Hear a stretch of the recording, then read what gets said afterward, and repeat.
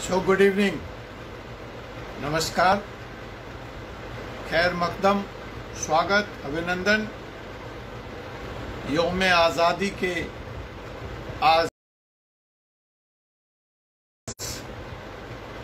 बहुत ही पाक पहला दिन आप सभी लोगों का मैं इलाहाबाद विश्वविद्यालय परिवार के इस लाइव पेज पर स्वागत करता हूं। Doctor Ajay Kumar Pandey, advocate, supreme court of India. यहाँ पे आज हम सब अपने हिंदू लॉ जो हमारा सब्जेक्ट है, आप सब जिसके लिए तैयारी कर रहे हैं प्रतियोगी परीक्षाओं के लिए, उस टॉपिक पर वापस आज पुनः हम लोग फिर से एक बार इस क्लास में साथ हैं। संजय त्रिपाठी जी गुड इवनिंग, गुलसितान प्रवीण जी good evening, Gunjan Mishra ji good evening. Gunjan Mishra ji धन्यवाद आपका। मैंने देखा कि आपने अपने पेज पर क्लास के लिंक को लाइव शेयर किया है, थैंक यू वेरी मच। आप सब लोग भी ऐसे ही क्लास के लिंक को लाइव शेयर करें ताकि ज़्यादा से ज़्यादा लोग इस क्लास में जुड़ सकें और ज़्यादा से ज़्यादा लोग इसका लाभ उठा सकें। आज मैं इस क्लास से संबंधित, आपके लाइव प्रयोग से संबंधित कुछ और महत्वपूर्ण घोषणाएं करूंगा। आप यहां इस पेज पर बने रहें। मैं समझता हूं वह घोषणा आपके लिए बहुत ही आनंददायक, आह्लादकारी और खुशियां लेकर आने वाला है और हम और एक पावदान, सशक्त पावदान की तरफ आगे बढ़ेंगे। यहाँ से यह सब कुछ आपके प्यार, आपके असीम स्नेह से संभव हो पा रहा है। तो आप यूं ही यहाँ बने रहें और हम अपना बेहतरीन देने की कोशिश, आए दिन इस क्लास को कैसे बेहतर से बेहतर बनाया जा सकता है, इसके प्रयास में लगातार लगे हुए हैं। आज दो महत्वपूर्ण बातों पे चर्चा हुई है। जो इस क्लास के गार्जियन हैं, प्रणेता हैं, कौस्तुभ जी और हमारे ओझा सर, और हम चर्चा करेंगे आप लोगों से भी। Good evening Swati ji. और आइए हम अपने विषय पे आते हैं। तो कोई साथी मुझे बताएगा कोई होमवर्क भी था क्या, और अगर होमवर्क था तो किसी ने कुछ किया भी है उसके बारे में, और किन साथियों ने आज का पोस्टर देखा है और उस पोस्टर में क्या खास बात है जिसके बारे में आप सबसे पहले जानना चाहेंगे, और किन साथियों ने पोस्टर को आगे शेयर किया है इंस्टाग्राम पे, ट्विटर पे, फेसबुक पर, ताकि क्लास में ज़्यादा से ज़्यादा लोग आ सकें।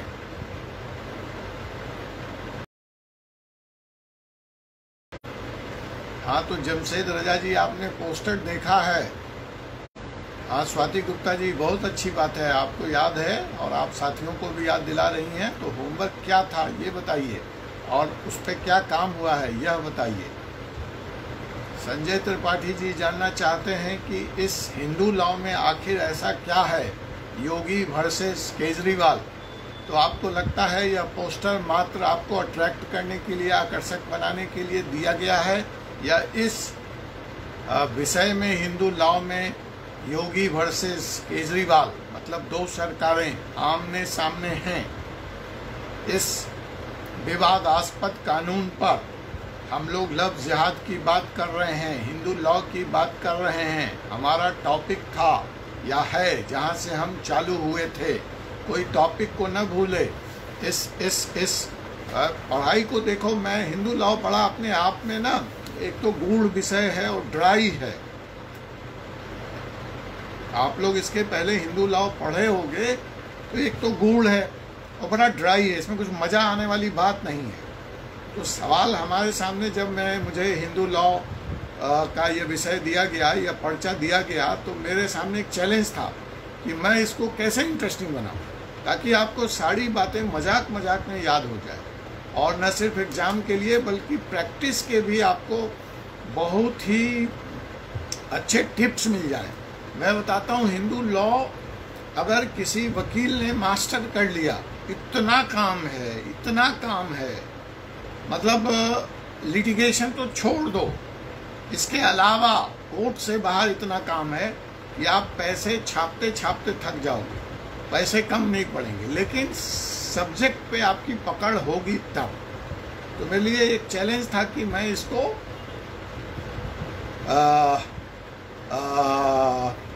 कैसे मतलब इंटरेस्टिंग बनाऊं। ठीक है, संजय जी कह रहे हैं, मैंने आपसे कहा एक होमवर्क जो था, जो मैंने ग्रुप में दिया था, एक होमवर्क जो मैंने ऑनलाइन आपको जब क्लास में दिया था।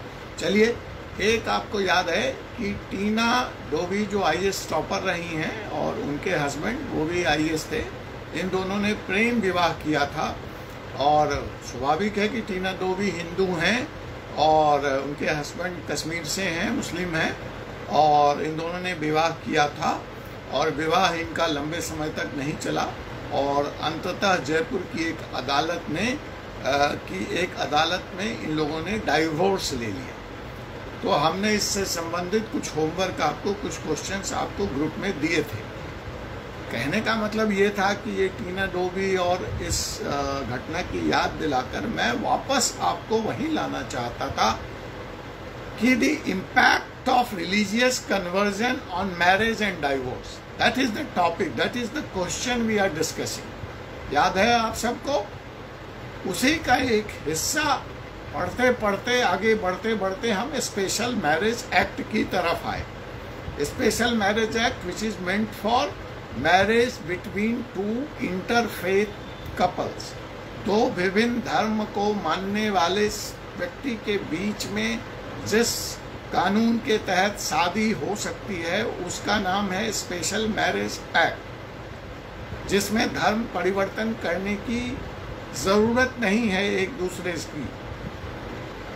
तो सवाल ये होता है कि वहीं से स्पेशल मैरिज एक्ट के स्ट्रिंजेंट कंडीशन को, खास करके नोटिस देने वाले कंडीशन को धत्ता बताने के लिए या उससे बचने के लिए लोगों ने उसका शॉर्टकट ढूंढा कि धर्म परिवर्तन करके शादी कर लो। जो बात कुछ राज्य सरकारों को, कुछ राइट विंग गवर्नमेंट को या पार्टियों को या हिंदू लोगों को रास नहीं आई और उन्होंने इसका नाम लव जिहाद का दिया, और इस महज धर्म परिवर्तन शादी के लिए या शादी के लिए धर्म परिवर्तन, दोनों ही चीज को अनुचित मानते हुए सरकारों ने कानून लाया। वैसे तो उस कानून का नाम अलग अलग राज्यों में अलग अलग है, जो आपने देखा, स्पेशली हमने उत्तराखंड के लॉ को, जहाँ पे this is known as freedom of religion act, लेकिन वहीं से लफ्ज याद आया। तो जब लफ्ज याद में, अगर स्पेशल मैरिज एक्ट में जो मैंने स्टडी करने कहा था आपको, वो ये कहा था कि अगर स्पेशल मैरिज एक्ट में शादी हुई है तो डाइवोर्स कैसे होगा, उसके कंडीशंस क्या होंगे, किस आधार पे डाइवोर्स होगा। तो मैंने आपसे कहा था कि ये दोनों शादियां, बिकॉज इंटरफेथ मैरिज है, स्पेशल एक्ट में है, चर्चित है, जैसा कि स्वाति यहाँ लिख रही हैं, इसका विरोध राइट विंग के लोगों ने जब ये शादी हुई थी तब भी किया था। तो देखिए स्वाति, बहुत अच्छी बात आपने लिखी है, आपको याद है, यहीं पे मैंने कहा था कि आर्टिकल 21 ऑफ द कॉन्स्टिट्यूशन हमें अपने हक का पार्टनर, अगर हम एडल्ट हैं तो चुनने की इजाज़त देता है। ऐसी स्थिति में इस विरोध के बावजूद उन दोनों ने शादी की और उनका नहीं जमा, तो वो अब अलग हो गए। तो हम जो कानून के विद्यार्थी हैं या कानून को जो अध्ययन करने वाले लोग हैं, हमें यहाँ तक सीमित रहना है कि वो शादी कैसे हुई, किस एक्ट में हुई। नंबर 1, शादी अगर नहीं जमी तो डाइवोर्स किस एक्ट में हुई, कौन गया डाइवोर्स के लिए, ये आपका होमवर्क है। तो आप इस पे और काम करें, क्योंकि मुझे यहाँ पे पूरा जवाब नहीं आ रहा है। गुड इवनिंग अमरिंदर सिंह जी, तो आप इस बात पे जवाब तैयार करें, हम इसको आगे डिस्कस करेंगे। महज इस उदाहरण को सामने लाने का मतलब ये है ताकि आपको चीज़ें आसानी से याद रहें और याद हो जाए। ठीक है, अब चलिए हम आगे चलते हैं। इसी कॉन्टेक्स्ट में जैसे हम स्पेशल मैरिज एक्ट की जब बात कर रहे हैं, तो एक घटना और हुई पिछले सप्ताह जो बड़ी महत्वपूर्ण है, क्योंकि अब हम समझते हैं कि अब हम आप लोगों से बात कर सकते हैं इस विषय में, इसलिए क्योंकि आपने देखा पहली बात, जो one of the salient features of the special marriage act है वो क्या है? वो है नोटिस का प्रावधान कि जो दो लोग शादी करना चाहते हैं उनको कोर्ट को, जहां वो अप्लाई करेंगे, नोटिस इशू करना है और अखबारों में भी विज्ञापन देना है। ये कंडीशन था। तो इस कंडीशन को सरकमवेंट करने के लिए, सबवर्ट करने के लिए लोगों ने धर्म परिवर्तन का सहारा लेना शुरू किया। तो जब धर्म परिवर्तन का सहारा लेना शुरू किया तो एक अलग से कानून राज्यों ने लागू किया। दैट इज, इफ अगर हम उत्तराखंड की बात करें, वेरी गुड संजय, टीना धोबी का divorce under section 28 of special marriage 1954। तो वो सेक्शन क्या है ये भी बताओ आप हम लोगों को, ठीक है? हम तब तक इस विषय पे जारी हैं, आप बताओ हमें वो सेक्शन क्या है जिसके तहत ये डाइवोर्स हुआ, ठीक है? तो आज आप लोग स्पेशल मैरिज एक्ट के सेक्शन 28 को भी पढ़ेंगे और स्पेशल मैरिज एक्ट में शादी की क्या क्या शर्त है, सिलियंट फीचर्स है, ये भी तैयार करेंगे। अब उस विषय पे मैं नहीं जाऊंगा, ठीक है? बिकॉज आप सब लोग मैच्योर इनफ हैं, समझे हुए हैं। और दूसरी बात कि under special marriage act divorce की क्या कंडीशन है, हम लोग पहले ही इस क्लास में condition for the divorce and conditions for the judicial separation discuss कर चुके हैं, but that is under Hindu marriage act. Now we are talking of special marriage act, क्योंकि अब हम वहां पहुंच चुके हैं। तो जैसा कि आपने देखा कि स्पेशल मैरिज एक्ट के इस नोटिस पीरियड को सरकमवेंट करके लोगों ने धर्म परिवर्तन का सहारा लेकर शादी करना शुरू किया, जो कि बहुत सारे लोगों को, एक विशेष समुदाय को नागवार गुजरा और उनके डिमांड पर कई सरकारों ने, राज्य सरकारों ने इस पे रोक लगाने का काम किया, जिसको हम एक बोलचाल की भाषा में लफ्ज़ात का भी कानून कह देते हैं, लेकिन हम कानून के विद्यार्थी को शोभा नहीं देता है, हमें एक्ट मालूम होना चाहिए। तो अलग अलग राज्यों में इस एक्ट का अलग अलग नाम है। हमने उत्तराखंड के एक्ट को काफी विस्तार में जाके डिस्कस किया है। तो जिस घटना की मैं चर्चा करना चाहता हूँ स्पेशल मैरिज एक्ट में, वो घटना ये है कि दिल्ली की यह घटना है। दिल्ली में एक इंटरफेथ कपुल ने अपने application under special marriage act लगाई। तो इसमें जैसा कि हमने कहा कि नोटिस देने का प्रावधान है। अब यही देखो, कानून और कानून का पालन, इसमें काफी फर्क आ जाता है। और ये फर्क कहने को आईपीसी, सीआरपीसी पूरे देश के लिए एक है, लेकिन स्टेट टू स्टेट जो प्रैक्टिस है वो बहुत वैरी करेगा। अरे यार, क्या हो गया लाइट को? मेरी आवाज तो आ रही होगी, लाइट अभी जनरेटर से आ जाएगा। अगर मेरी आवाज आप लोग तक आ रही है तो मैं जारी रखूंगा, तब तक लाइट स्वमेव आ जाएगा, उसमें मुझे कुछ करने की जरूरत नहीं है।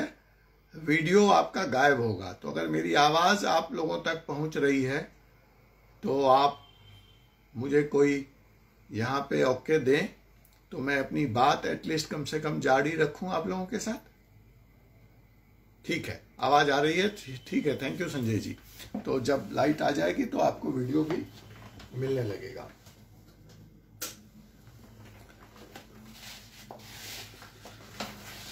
हाँ ठीक है Swati ji. Divorce by mutual consent section 28, so please define what is that section 28। ठीक है, ऑडिबल। ठीक है सौरभ जी। तो मैं जैसा कि चर्चा कर रहा था कि स्पेशल मैरिज एक्ट में नोटिस का प्रावधान है। तो दिल्ली की इस अदालत ने, जहां ये एप्लीकेशन फाइल किया गया, इंटरफेथ कपुल के गया, वहां उन्होंने क्या किया कि जो उनके डॉक्यूमेंट सबमिटेड थे, उस डॉक्यूमेंट पे जो एड्रेस था उनके माता पिता का या उनके पेरेंट्स का या उनके गार्जियंस का, वहां पे नोटिस सर्व कर दिया। समझ में आई मेरी बात? देखिए, नोटिस का प्रोविजन है, लेकिन इसका मतलब ये नहीं है कि इंटरफेथ कपुल के जान से आप खेलेंगे, उनके जान का आप नुकसान कर देंगे। तो इस अदालत ने, दिल्ली की अदालत ने, उस पते पे जो डॉक्यूमेंट उन्होंने सबमिट किया वहां पे नोटिस भेज दिया। अब आपको मालूम है कि इंटरफेथ मैरिज जो है अभी भी हमारे समाज में मान्य नहीं है, और छुप छुपा के बहुत रिस्क लेकर के दो धर्म के मानने वाले लोग आपस में शादियां करते हैं, क्योंकि कॉन्स्टिट्यूशन हमें उस बात की इजाजत देता है। और स्पेशल मैरिज एक्ट और रिस्की हो जाता है क्योंकि उसमें धर्म नहीं बदल रहा है। तो मतलब दोनों ही पेरेंट्स, दोनों ही परिवार उस शादी के लिए राजी नहीं है। एटलीस्ट जब धर्म परिवर्तन करके शादी होती है तो एक परिवार का तो समर्थन होता है।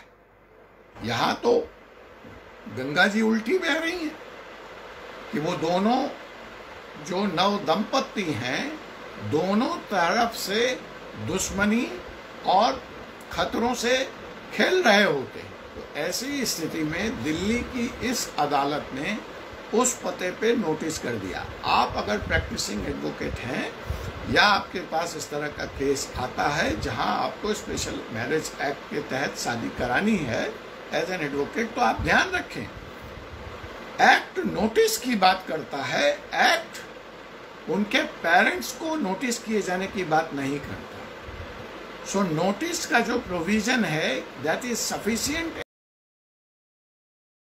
एनफ कि 30 दिन के नोटिस की बात है।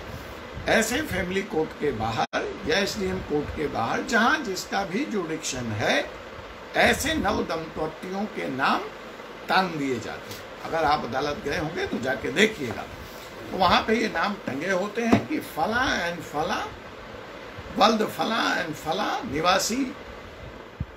आज पता नहीं कुछ ज्यादा ही डिस्टरबेंस है यार, या तो बिजली आ गई होगी, ये जनरेटर होगा, देख लेते हैं। तो वल्द फला एंड फला निवासी फला फला फला इस तारीख को एप्लीकेशन फाइल किए हैं, इस तारीख को ये शादीशुदा बंधन में बनना चाहते हैं। अगर किसी व्यक्ति को कोई आपत्ति है तो इतने तारीख के तहत, वो इतने दिनों के तहत अपनी आपत्ति दर्ज करा सकता है। यहां तक तो ठीक है। So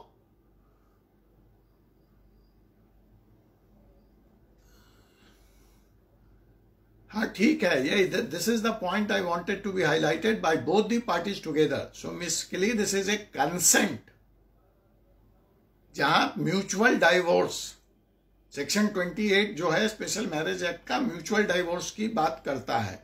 now my another question is कि अगर दोनों कंसेंटेड नहीं है, म्यूचुअली एग्री नहीं कर रहे हैं डाइवोर्स के लिए, तो स्पेशल मैरिज एक्ट में क्या क्या कंडीशंस हैं डाइवोर्स के लिए, कौन पिटीशन फाइल करेगा और किस आधार पर डाइवोर्स मिल सकता है। This is further to your homework.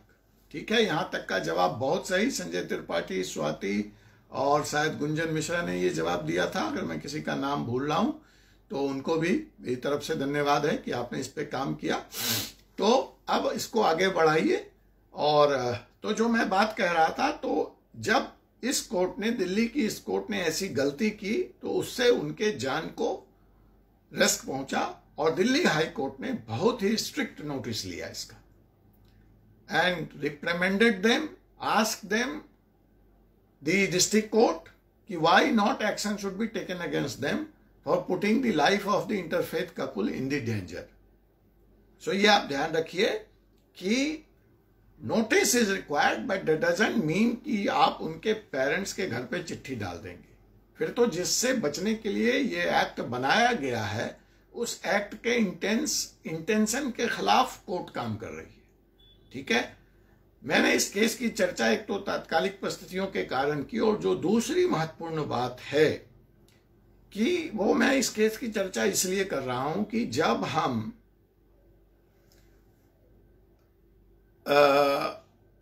इसकी बात करते हैं अपने कन्वर्जन की बात करते हैं, लव जिहाद की बात करते हैं, फ्रीडम ऑफ रिलीजन एक्ट की बात करते हैं, तो वहां पे आपने देखा कि वहां पे जो नोटिस का प्रोविजन है दैट इज डिफरेंट। उसमें तो यहां तक है कि आप डिस्ट्रिक्ट मजिस्ट्रेट को भी बताएंगे, आप पुलिस जाएगी, इंक्वायरी करेगी, पुलिस रिपोर्ट देगी, तब कहीं जाकर के आप शादी करा पाएंगे। तो this was the difference I wanted to point out. Special marriage act notice की बात करता है, लेकिन particularly that is limited to या fix to pasting it outside the court room. Whereas when we go into Love Jihad Act or into the Freedom of Religion Act, to curb this conversion from one religion to other, or to in other words to say कि शादी या धर्म परिवर्तन के लिए शादी को रोकने के लिए इस प्रावधान के लिए वहां पे आपको 5 या 6 जो सैलेंट फीचर्स मैंने डिस्कस किए थे आपके साथ, आपको याद होगा, नहीं होगा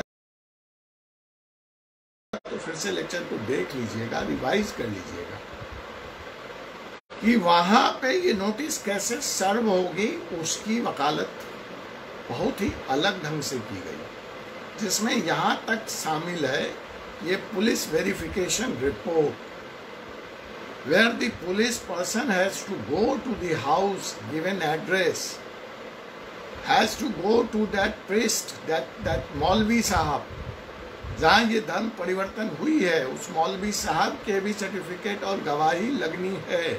बट उस सर्टिफिकेट और गवाही से बात नहीं है, पुलिस पर्सन को जाके एक्चुअली फिजिकली वेरीफाई करना है कि यह जो धर्म परिवर्तन हो रहा है उसका उद्देश्य शादी नहीं, या यह जो शादी हो रही है उसका उद्देश्य धर्म परिवर्तन है। समझ में आ गई बात? This is strikingly different. तो जो एक सवाल मैं कहता हूं या जो बनता है यहाँ पे कि जो लव जिहाद का कानून है या जो फ्रीडम ऑफ रिलीजन एक्ट है वो कुछ नहीं है, वो महज स्पेशल मैरिज एक्ट की खामियों को दूर करने का एक प्रयास है। या इस सवाल को दूसरे ढंग से भी देखिए, बार बार मैं कहता हूं कि लॉ का स्टूडेंट सवाल आते ही सोचना शुरू करता है। यहाँ कोई रेडीमेड आंसर नहीं है। ग्रुप में एक सवाल किसी साथी ने किया था कि ए टॉक्स अबाउट, मुझे सवाल ठीक से याद नहीं है, लेकिन वो दैट वाज रिलेटेड टू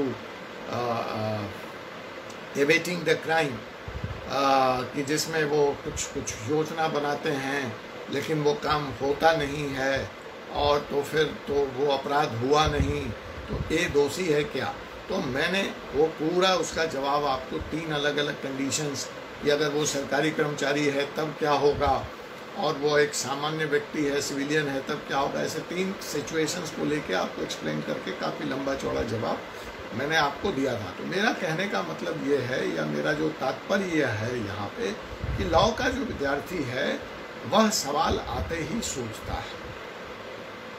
ठीक है, IAS का जो पेपर है वहाँ पे सोच की ज़रूरत नहीं है, वहाँ पे रटे रटाए फैक्ट्स के आंसर हैं, बिकॉज उनका काम हमारी तरह नहीं है, जज की तरह नहीं है, फैसला देना नहीं है। ठीक है, उनको कानून की जानकारी चाहिए, लेकिन हमारे यहाँ कानून तो बेयर एक्ट में सीमित है। उसके बाद हर केस डिफरेंट होता है, हर केस के सर्कमस्टांसेस डिफरेंट होते हैं, फैक्ट्स डिफरेंट होते हैं। जैसे इसलिए मैंने आपको बता दिया कि यहाँ पे अब वो जज साहब या जो भी मैजिस्ट्रेट रहे होंगे जो स्पेशल मैरिज एक्ट, अब वो कहीं ना कहीं प्रभावित रहे होंगे लव जिहाद कानून से, या कहीं पे वो मिक्स कर गए होंगे, या वो कोर्ट, हाँ, एबेटमेंट सेक्शन 116, थैंक यू अनी। सो वो जज साहब प्रभावित रहे होंगे और उन्होंने लव जिहाद के कानून वाला फॉर्मूला लगा दिया है स्पेशल मैरिज एक्ट में, तो नौकरी जाते जाते बची उनकी। हाई कोर्ट ने बहुत स्ट्रिक्ट स्ट्रक्चर पास किया। तो एक छोटी सी गलती जज साहब को कितनी भारी पड़ गई। जज साहब को तो जो भारी पड़ी उस इंटरफेथ कपल के जान पे भी बनाई। वो तो छुप छुपा के घर से शादी कर रहे थे।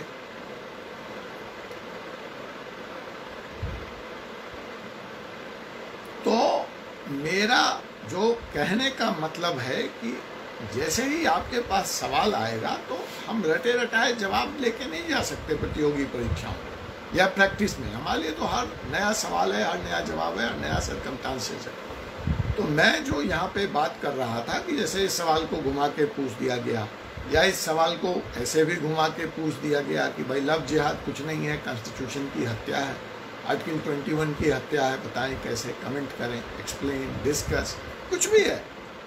तो बात तो आंसर वही होनी है और सवाल को किसी तरह से घुमा के पूछा जाए। आईएएस का पेपर है तो उसमें सीधे तौर पे पूछ दिया जा सकता है कि tell us the salient features of the newly introduced freedom of religion act of Uttarakhand. वो तो सीधा है 1 2 3 4 5 आप लिख लेंगे। लेकिन अगर जुडिशरी के पर्चे में इसको घुमा दिया गया, आंसर तो वही है, वो आपसे सैलिएंट फीचर की बात कर रहा है, लेकिन पूछने का अंदाज कुछ और है। खैर, so there we were, I was trying to giving the live example जो पिछले सप्ताह दिल्ली में हुआ, और जो provisions under freedom of religion act है are quite different, strikingly different. एक अगर 3 है तो दूसरा 6 है।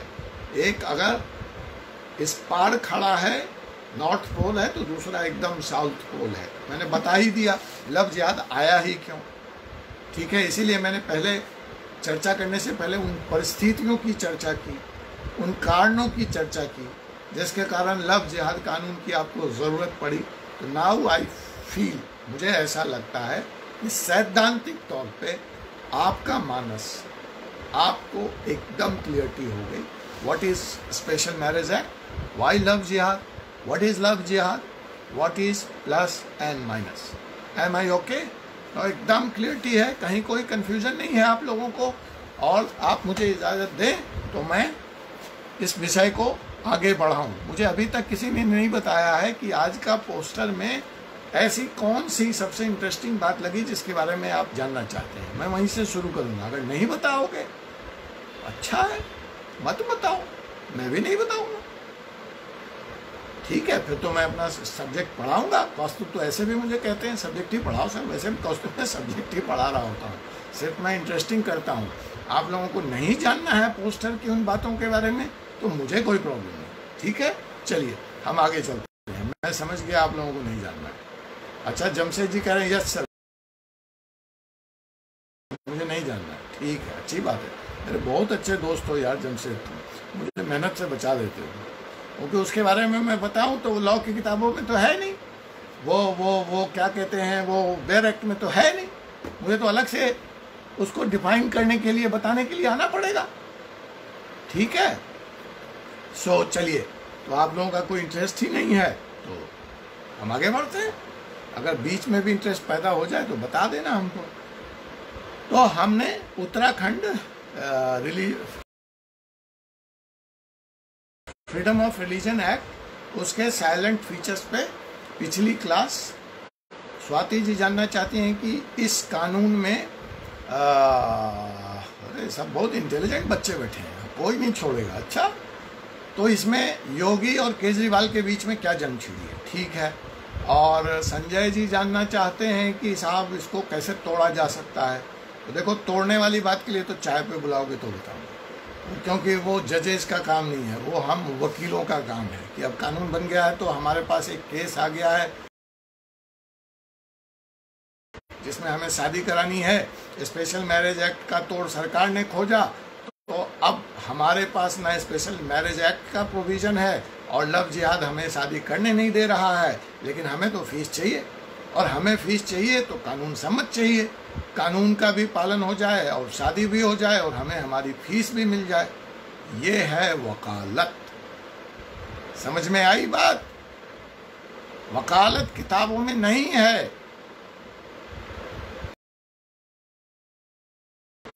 वकालत कोर्ट में भी नहीं है। वकालत कानून में भी नहीं है, वकालत आपके दिमाग में है, प्रैक्टिकल बुद्धि में है, विजडम में है।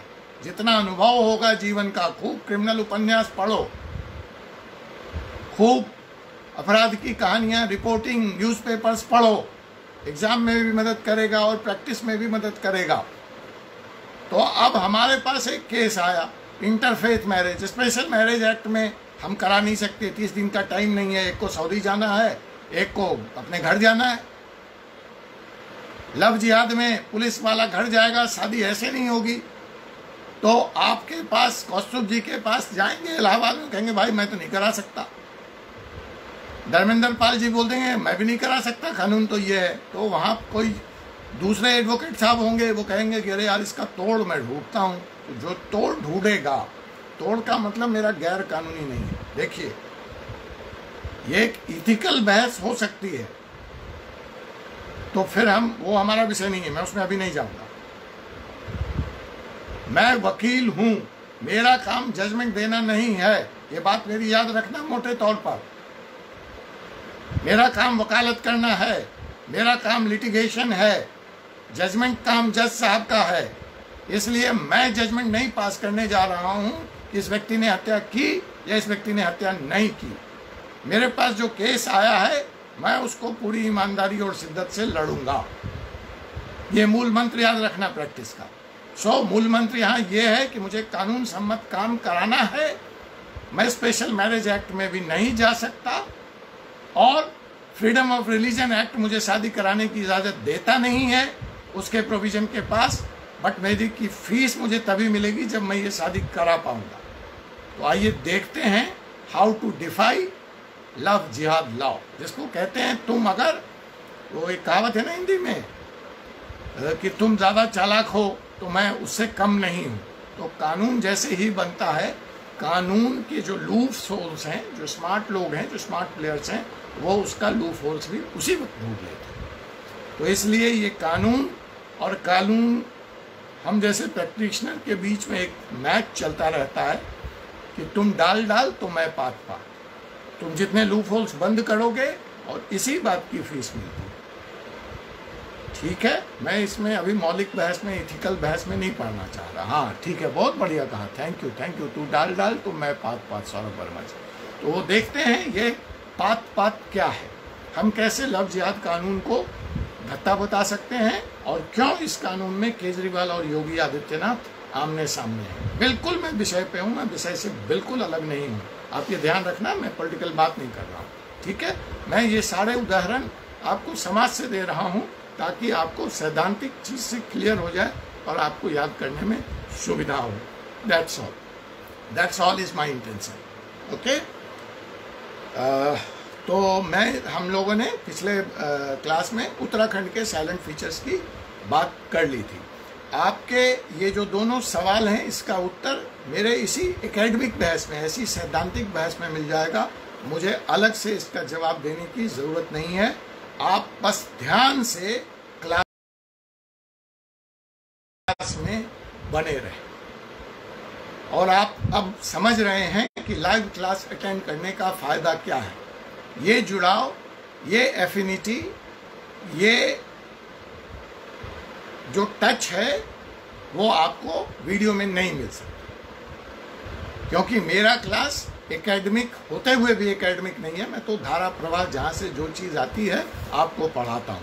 मेरे पास कोई लिखा हुआ, टाइप किया हुआ नोट नहीं है। मैं कोई करिकुलम लेके नहीं आता हूँ। मैं विषय से बंधा जरूर हूँ, लेकिन बेयर एक्ट से बाहर प्रैक्टिकल एग्जाम्पल के साथ, जो आपको सिचुएशनल प्रॉब्लम्स जो आपके पेपर्स के हैं उसको सॉल्व करने में भी काफ़ी मदद देगा।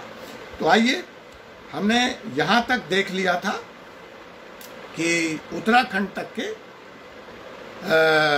कि क्या स्थिति थी इस मामले में, और आपने ये देखा था कि एविडेंसरी रिस्पॉन्सिबिलिटी जो है इस केस में, मैंने आपसे दो मॉडल ऑफ जस्टिस की चर्चा की थी, British model of justice and the French model of the justice. This British model of the justice talks about a person is non-guilty till he is proven guilty. The French judicial systems considers you guilty and leaves it on you to prove that you are innocent. वहाँ पे आरोप लगते ही आप दोष सिद्ध मान लिए जाते हैं, या आपका अटेम्प्ट है कि अब आप अपने को निर्दोष सिद्ध करें। तो उसी तरह से इस फ्रीडम ऑफ रिलीजन एक्ट में जो ओनस है प्रूव करने का कि आपने रिलीजियस कन्वर्जन नहीं किया है, या आपने यह शादी के लिए रिलीजियस कन्वर्जन नहीं किया है, या धर्म परिवर्तन के लिए शादी नहीं किया है, यह प्रूव करने की जिम्मेवारी स्टेट की नहीं है। या अगर आपके ऊपर आरोप लगता है, इस एक्ट में आपके ऊपर कार्रवाई होती है, तो यह आपको प्रूव करना। Immediately under this act, a case filed under this act, you are presumed guilty. Now the onus is on you to prove that you are non guilty. वो कैसे प्रूव होगा? ये आपको यह बताना पड़ेगा कि यह जो लड़की है, या जो दंपत्ति है, या जो ब्राइड है, उसका वास्तव में भिन्न भिन्न कारणों से उसको स्टेबलाइज भी करना पड़ेगा। अपने धर्म से विश्वास उठ गया और दूसरे धर्म में उसका विश्वास हो गया, और यह कोई आकस्मिक दैवीय घटना नहीं है कि उसको भगवान जी आए, महावीर जी गदा उठा के और कहा कि तुमने अगर मुस्लिम धर्म स्वीकार नहीं किया तो हम गदा से तुम्हारी पिटाई कर देंगे, या उधर से मौलाना साहब आए और पैगंबर साहब उन्होंने कहा कि अगर तुमने धर्म स्वीकार नहीं किया तो हम जो है तुम्हें नरक में भेज देंगे। तो आकस्मिक दैवीय घटना नहीं है, बल्कि it was matter of faith and it was genuine. So he or she converted the religion, and then marriage is a different story. It is just a mere fallout. उसने शादी करना भी था, शादी ना भी करता ना भी करती तो भी वो धर्म परिवर्तन करती, क्योंकि उसका धर्म में यकीन था। तो जो लास्ट पॉइंट है आप समझ गए। मैं ये कह रहा हूँ कि the onus is on you if you are alleged or there is a case filed against you under the Religious Freedom Act of Uttarakhand. ठीक है, आगे बढ़ें। That is section 13 of the Freedom of Religion Act Uttarakhand, जिसमें evidentiary burden जो है वो जिसके ऊपर आरोप लगा है उसके ऊपर है। ठीक है, तो अब हम यहाँ से आगे बढ़ें। तो ये आपने देखा उत्तराखंड को, which was the first state to come out with this law, going against the central law. This is an state subject and this is not in tune with the Hindu marriage act और with the provisions of the Hindu marriage act, which is the central act. So the states who felt कि Hindu marriage act आज की बदलती हुई परिस्थितियों में हमारा साथ देने के लिए सक्षम नहीं है, तो वो अपने जुरिडिक्शन में जो उनका राज्य है वहाँ पे उन्होंने इस तरह से कानून ला के इस प्रक्रिया को धर्म परिवर्तन कहो या इंटरफेथ मैरिज कहो रोकने का एक प्रयास किया है। जबकि मैं आपको बता चुका हूँ यह कोई नई बात नहीं है। स्पेशल मैरिज एक्ट हमारे यहाँ 1954 से है, दो धर्मों के बीच में शादी होती रही है। धर्म परिवर्तन के भी मामले आपको मैंने पूरी लिस्ट के साथ बता दिए कि न सिर्फ हिंदू से लोग मुसलमान होते हैं, लेकिन मुसलमान से लोग हिंदू भी हुए हैं। ठीक है, तो इसमें कोई ऐसी नई बात नहीं है, लेकिन ठीक है, वक्त है, परिस्थितियां हैं, समाज है, राजनीतिक पार्टियां हैं, सोच है, जनमानस है, लोकतंत्र है, तो वो हमारा विषय नहीं है। हमारा विषय ये है। तो that is Uttarakhand. After Uttarakhand the second state again was a BJP ruled state. Can anybody guess which went for love jihad rule? Any guess here? कौन सा वो दूसरा राज्य था जिसने इस कानून की तरफ अपना कदम बढ़ाया? Of course it has to be a BJP ruled state. ये कानून अभी जहाँ जहाँ BJP का शासन है वहीं लागू हुआ है। ये मैं इसलिए बता रहा हूँ, ऐसे कह रहा हूँ ताकि अगर कुछ ना भी पता हो और ऐसे ऑब्जेक्टिव टाइप में क्वेश्चन आ जाए तो तुम अपना दिमाग लगा सकते हो। वैसे तो तुम लोग स्मार्ट हो, इतना मुझे दिख जाता है तुम्हारे चैट से, वो तो तुम दिमाग लगा ही लोगे कि राजस्थान में ये कानून नहीं होगा, या फॉर दैट मैटर बिहार में ये कानून नहीं होगा। ठीक है, नहीं, अभी आसाम मैंने बताया था संजय, आप भूल गए पिछली क्लास में। मैंने स्पष्ट तौर पे आसाम और गुजरात की चर्चा की थी जहां अंडर कंसिडरेशन है, ठीक है, तो आप ध्यान रखिएगा। मैंने कहा वो राज्य जहां लागू है, ठीक है। नहीं, हरियाणा भी नहीं, हरियाणा नहीं, हरियाणा में तो अभी ये कहीं एजेंडे पे ही नहीं है, ठीक है। तो चलिए मैं जवाब दे देता हूँ। जो दूसरा राज्य था वो हिमाचल प्रदेश था, जिसने इस कानून को लागू किया, और जो तारीख थी आप चाहें तो लिख लें, 30 अगस्त 2019, 30 अगस्त 2019। और यहाँ भी उसका नाम उत्तराखंड की तरह ही नाम दिया गया, Himachal Pradesh freedom of religion act 2019। बहुत जल्दी में है पांडे जी, अभी बाबा के पास मत जाइए, योगी जी के पास, अभी थोड़ा चलिए स्लो, आएंगे योगी जी के पास। दूसरा राज्य जो था वो हिमाचल था, 30 अगस्त 2019। इसने क्या किया, उत्तराखंड हटा के अपना नाम रख दिया Himachal Pradesh freedom of religion act 2019। क्योंकि आप इस बात को भी समझ लो, सेंट्रल कानून हिमाचल में भी लागू है, उत्तराखंड में भी लागू है, ठीक है। अब उत्तराखंड ने कानून बनाया है तो वो कानून हिमाचल में लागू नहीं होगा या राजस्थान में लागू नहीं होगा। That is a state specific law. आपको ध्यान रखना है, लव जिहाद is a state specific law, it's not a central act. तो ये उन्हीं राज्यों में काम करेगा या काम कर रहा है जहां राज्यों ने कानून बनाया होगा, या तो कानून बनाया होगा या तो ऑर्डिनेंस ला के काम कर रहे होंगे, लेकिन कोई ना कोई कानून और ऑर्डिनेंस का डिफरेंस आप समझते हैं, उसके बारे में मैं अभी नहीं जा रहा, ठीक है। तो हमने कहा था अभी 4 राज्य हैं जहां ये लागू हैं, ठीक है। अब आपने वो पहुंच गए, स्वाति गुप्ता जी स्मार्ट हैं, पहुंच गई। 2 राज्य उन्होंने और पकड़ लिया, तो 2 आपको मैं डिस्कस कर ही रहा हूं, ठीक है। गुजरात और असम में अंडर कंसिडरेशन है, अभी इस पे बात चल रही है, ठीक है।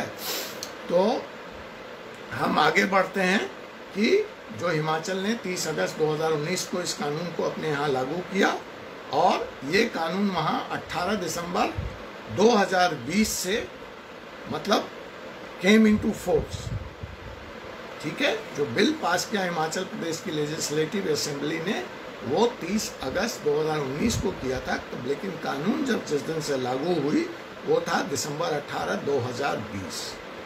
तो इसमें भी इस कानून में और Uttarakhand religion of freedom act में कोई ज़्यादा डिफरेंस नहीं, मोर और लेस वो साइलेंट फीचर्स जो 4-5 नोटिस का प्रावधान, प्रूफ ऑफ द बर्डन, वो सारे लगभग एक जैसे ही हैं, ठीक है। चलें आगे बढ़ जाएं। हिमाचल, और तो अगर आप उत्तराखंड का कानून तैयार कर लिए तो हिमाचल का अपने आप तैयार हो जाएगा, in case anybody is preparing for Himachal judiciary, ठीक है। उत्तराखंड की जुडिशियरी के लिए भी आपका तैयार हो जाएगा। अब हम आ जाते हैं जहां पांडे जी हमको ले जाना चाहते हैं, क्योंकि देखिए पांडे जी को मैं नाराज नहीं कर सकता, ठीक है। तो पांडे जी हमें जल्दी से ले जाना चाहते हैं उत्तर प्रदेश की ओर। तो चलिए हम चलते हैं ब्रजेश चंद्र पांडे जी के साथ उत्तर प्रदेश की ओर, बाबा योगी आदित्यनाथ की नगरी में। तो यहाँ पे अक्टूबर 2020, जो कि हिमाचल में लागू होने के तुरंत बाद, ठीक है, दिसंबर 18, 2020 को हिमाचल में लागू होता है। उसके ठीक थोड़ा सा पहले अक्टूबर 2020 में योगी आदित्यनाथ जी यह एक पब्लिक रैली में एक प्रण लेते हैं, एक प्रतिज्ञा करते हैं, एक घोषणा करते हैं कि वो लव जिहाद पे उत्तर प्रदेश में रोकथाम लगाएंगे, कार्रवाई करेंगे, और बहुत ही कठिन कानून, बहुत ही कड़ा कानून इस चीज़ को रोकने के लिए लाएंगे। और इसकी पृष्ठभूमि कहाँ से तैयार हुई? इसकी पृष्ठभूमि इलाहाबाद हाई कोर्ट के एक निर्णय से तैयार होती है, जिसमें इलाहाबाद, इस निर्णय की चर्चा, मैं इस केस की चर्चा आप लोगों से पहले भी कर चुका हूँ।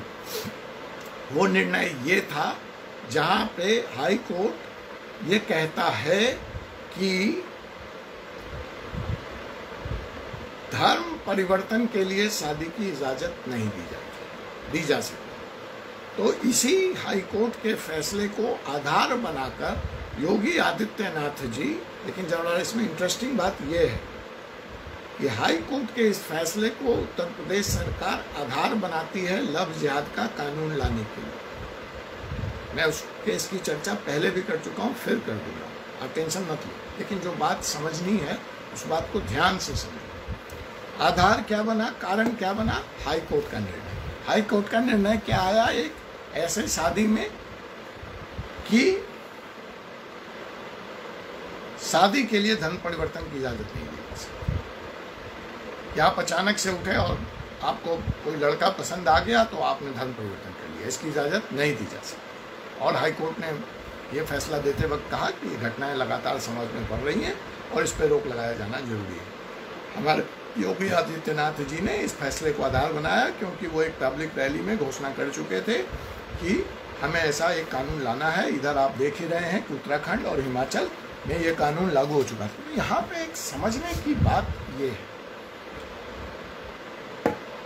कि आमतौर पर जो इमेज है, पॉलिटिकली इमेज है या जो पॉलिटिकल डिस्कोर्स है, उसमें योगी आदित्यनाथ को हार्ड हिंदू लाइनर की तरह प्रस्तुत किया जाता है या माना जाता है या वो है। लेकिन हम कानून के विद्यार्थी हैं, मैं बार बार कहता हूं कि पॉलिटिकल चश्मा उतार के चीजों को देखना सीखो। उत्तर प्रदेश ने सबसे पहले कानून नहीं लाया, नोट इट, सबसे पहले ये कानून उत्तराखंड में आता है, ठीक है। सबसे पहले ये कानून, उसके बाद ये हिमाचल में आता है, गुजरात में भी ये अब तक नहीं है, जो कि एक तरह से हम कहते हैं कि बीजेपी की प्रयोगशाला बनी, जहां से बीजेपी का उत्थान हुआ and the right wing political parties captured the power in Delhi. तो जो प्रयोगशाला है वहां भी ये कानून अब तक नहीं आया। तो पॉलिटिकल चश्मे को, पॉलिटिकल बहस को उतार के देखो, कानून सबसे पहले कहाँ आया। और एक और इंटरेस्टिंग बात आप देखना, अभी हम आगे चर्चा करेंगे कि कार्रवाई भी सबसे ज्यादा उत्तराखंड में हुई है। कहने को मैं ये नहीं कह रहा हूं, देखो मेरा पॉलिटिकल, बार बार कह रहा हूं, मेरा पॉलिटिकल से कुछ लेना देना नहीं है इस क्लास में, ठीक है।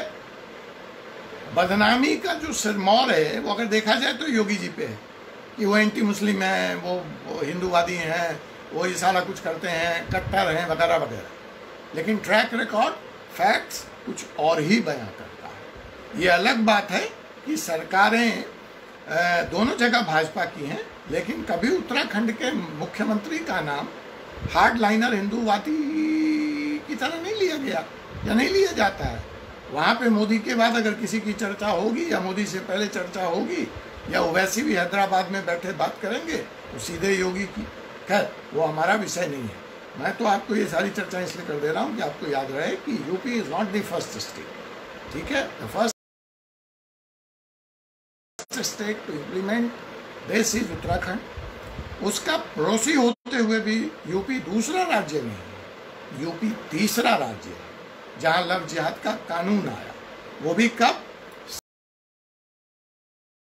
Supported and abetted by a order of the Allahabad high court, ठीक है।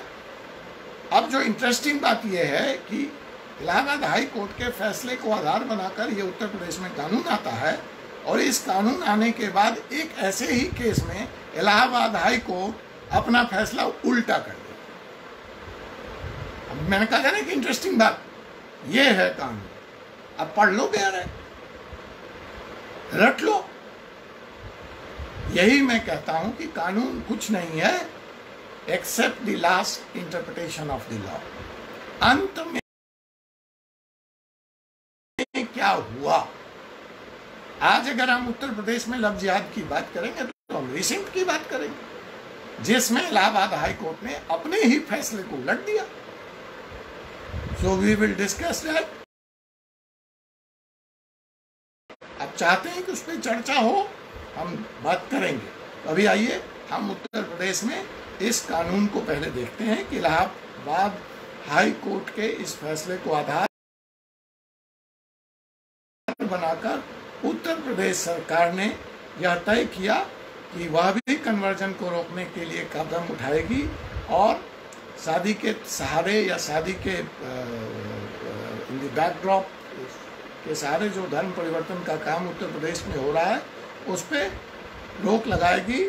और 24 नवंबर 2020 को, जबकि आप देखिए उत्तराखंड में यह कानून 2 साल पहले आ चुका है, उसका कानून का नाम ही है 2000 Uttarakhand freedom of religion act 2018। तो 2020 में 24 नवंबर 2020 में उत्तर प्रदेश की कैबिनेट ने यहाँ पे नाम बदल जा रहा है, ध्यान रखिएगा। उत्तराखंड और हिमाचल प्रदेश का नाम सेम है, सिर्फ स्टेट का नाम बदल रहा है, लेकिन उत्तर प्रदेश में गलती मत कीजिएगा, इस कानून का नाम है, लिख लीजिए, Uttar Pradesh prohibition of unlawful religious conversion ordinance 2020। कानून यहाँ नहीं बना, ऑर्डिनेंस आया, अध्यादेश आया, कैबिनेट ने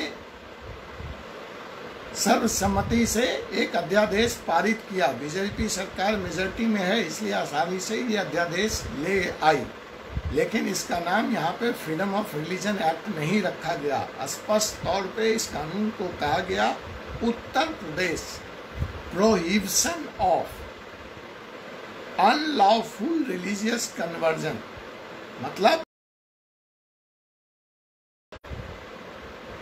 अनलॉफ गैर कानूनी धर्म परिवर्तन पे प्रतिबंध अध्यादेश 2020। तो कहीं से यहाँ पे रिलीजन की बात नहीं है, मैरिज को रोकने की बात नहीं है, सीधे सीधी पे बात है कि धर्म परिवर्तन रोकने की भी बात नहीं है, क्योंकि हो ही नहीं सकती। There can't be a law in contravention with the central law. Central law जब फ्रीडम ऑफ रिलीजन की बात करता है तो आप धर्म परिवर्तन से आप रोक नहीं लगा सकते। कॉन्स्टिट्यूशन ऑफ इंडिया जब हमें धर्म अपनी मर्जी से पालन करने का अधिकार देता है, तो इन्होंने क्या कहा, धर्म परिवर्तन आप कर सकते हैं, रोक किस बात पे होगी, गैर कानूनी तरीके से अगर आप धर्म परिवर्तन करेंगे तो ये जो Uttar Pradesh prohibition of unlawful religious conversion ordinance 2020 है, इसके तहत हम आपके ऊपर कार्रवाई करेंगे। ठीक, अब आइए हम देखते हैं कि ये उत्तर प्रदेश स्पेशल एक्ट या लव जिहाद एक्ट, जिसको आप लोग शॉर्ट फॉर्म में कह रहे हैं, ये क्या है, इसके सैलेंट फीचर्स उत्तराखंड से और हिमाचल प्रदेश से कैसे भिन्न है। बाकी तो फीचर सेम होगा, आप समझ चुके हो कि पर्पस क्या है इस कानून का। और माननीय गवर्नर साहब ने इसको नवंबर 28, 2020 को साइन कर दिया, तो ये अध्यादेश कानून की शक्ल ले लिया। और अब जो नई बात आई, देखिए वो 5-6 बातें उत्तराखंड वाली इसमें, तो मैं उसको रिपीट नहीं करूँगा। 6 महीने पांडे जी, 6 महीने के बाद आप उसको फिर से ला सकते हैं अगले 6 महीने के लिए, और अगर उसके बाद आपको उसको कानून की शक्ल में देना होगा, नहीं तो वो लैप्स कर जाएगा। 6 महीने के बाद आप उसको एक बार एक्सटेंड कर सकते हैं ऑर्डिनेंस को, ठीक है। तो चलिए हम आगे चलते हैं कि ये कानून 5-6 फीचर्स आप ध्यान रखना, वो उत्तराखंड का अगर आपने तैयार कर लिया, हमने काफ़ी विस्तार से और बहुत धीरे धीरे जाके उस पर बात की थी, आप उसको देख लेना। उसमें और इसमें फ़र्क क्या है, मैं सिर्फ उसकी चर्चा कर दूँगा। तो उत्तर प्रदेश में एक नया एलिमेंट आया, एक नया प्रावधान जुड़ा, और वो प्रावधान ये था, देखिए वहाँ पे सूचना की बात है कि आपको धर्म परिवर्तन करने से पहले या शादी से पहले आपको कलेक्टर को, स्थानीय अदालत को सूचित करना पड़ेगा, पुलिस जांच करेगी वगैरह वगैरह। यहाँ पे ये क्या कहते हैं कि वो तो करना ही पड़ेगा। इसके अलावा भी आपको एक काम करना पड़ेगा। वो अलावे में क्या काम है? वो अलावे में एक काम ये है कि 60 दिन के अंदर अंदर, ध्यान रखिएगा, शादी का कोई लेना देना नहीं, अगर आपने धर्म परिवर्तन किया है, so post conversion with in 16 days आप जहां रह रहे हैं, क्योंकि अक्सर ये देखा गया कि धर्म परिवर्तन करने वाले लोग अपना पता बदल लेते हैं, वो दूसरी जगह चले जाते हैं, नई जगह चले जाते हैं। तो पुराने वालों को तो पता है नई जगह गए तो लोग मान के चल लेते हैं कि भैया ये तो जो हैं रहमान और फातिमा वही होंगे। इसको क्या मालूम कि रहमान पहले अजय थे या फातिमा पहले रेनू थी, मालूम नहीं नई जगह। तो इसलिए इस कानून में यह प्रावधान लाया गया कि within 60 days of the conversion at the place where you are residing, जहाँ अभी आप वर्तमान समय में रह रहे हैं, वहाँ के डिस्ट्रिक्ट मजिस्ट्रेट को लिखित रूप से इत्तला देंगे, इन्फॉर्म करेंगे कि आपने अपना धर्म परिवर्तन कर लिया है। ठीक है, so this is the new feature which the UP added in Love Jihad Act। और जो सजा का प्रावधान है वो और उत्तराखंड से स्ट्रिक्ट कर दिया उत्तर प्रदेश ने यहाँ। ठीक है, so that is basically your Uttar Pradesh love जिहाद। अब मैं तो चाहता हूँ कि मैं योगी और केजरीवाल कैसे आमने सामने हैं यह आपको बताऊं, और मैं यह भी चाहता हूं कि आखिर इतने जद्दोजहद, इतना स्टडी करके, इतने कितना टाइम लगा होगा, किस तरह के टीम लगी होगी, कितना प्रयास हुआ होगा कि भाई किस तरह से कानून लाया जाए जो कॉन्स्टिट्यूशन का वायलेशन ना करे, जो चैलेंज ना हो सुप्रीम कोर्ट में, वो हमारा कानून नल एंड वॉइड डिक्लेयर ना हो जाए। मतलब इस पर कितनी मशक्कत लगी होगी, कितना दिमाग लगा होगा। और जो उत्तराखंड के कानून में कमी रह गई या जो हिमाचल के कानून में कमी रह गई, क्योंकि वो सब कानून 2 साल पहले आए हुए हैं, तो उसके प्रैक्टिस और फिर उसमें जो कमियां होंगी वो सामने होंगी उत्तर प्रदेश सरकार के सामने जब वो इस कानून के बारे में सोच रही थी।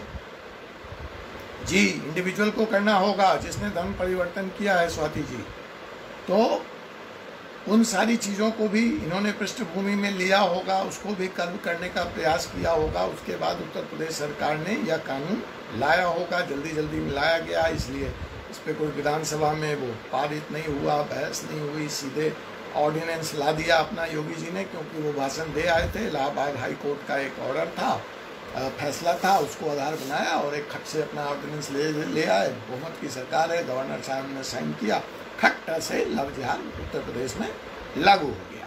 और इन्होंने जो अपने हिसाब से 60 डेज पोस्ट डिक्लेरेशन और सजा जो है और गंभीर और कड़ी इसमें कर दी। तो अब अरविंद केजरीवाल का उत्तर प्रदेश में क्या काम है, मैं चाहता हूं मैं आपको बताऊं, बहुत बड़ा काम है। मैं चाहता हूं कि मैं आपको बताऊं कि इस कानून का इतने स्टडी के बाद, इतने दिमाग लगने के बाद भी हम जैसे वकील कैसे इसको धक्का बनाते बता देंगे चुटकियों में, और फिर भी ऐसी शादियां हो रही हैं, कराएंगे, होंगी। यही 2 चीज़ आप जानना चाहते थे, लेकिन घड़ी की सुई मुझे इसकी इजाज़त नहीं दे रही है। ठीक है, तो हम यह रहस्य या यह सस्पेंस बरकरार रखते हैं कल के लिए। कल हम कोशिश करेंगे कि हम आपके इस दोनों सवालों तक पहुंच जाएं। ठीक है,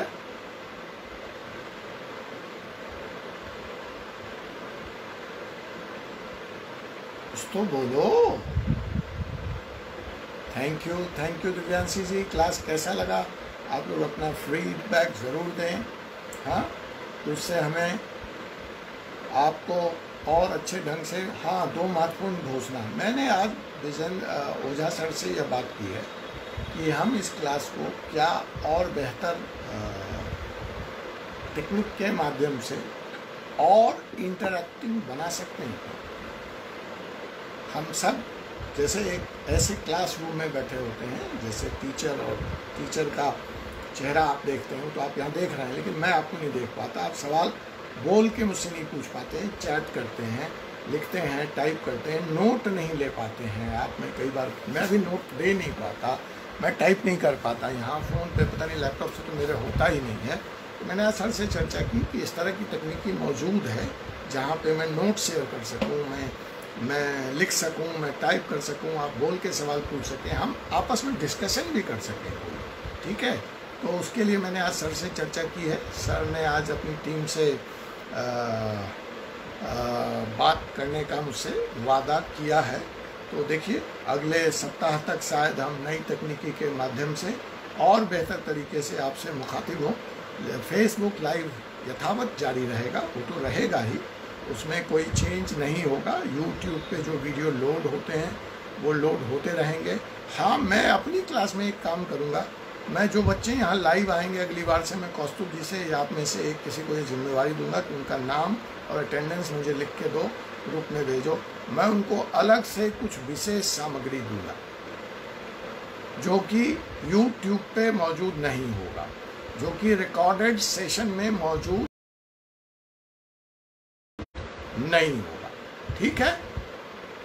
कौस्तुभ जी, आपकी यही सोच है ना?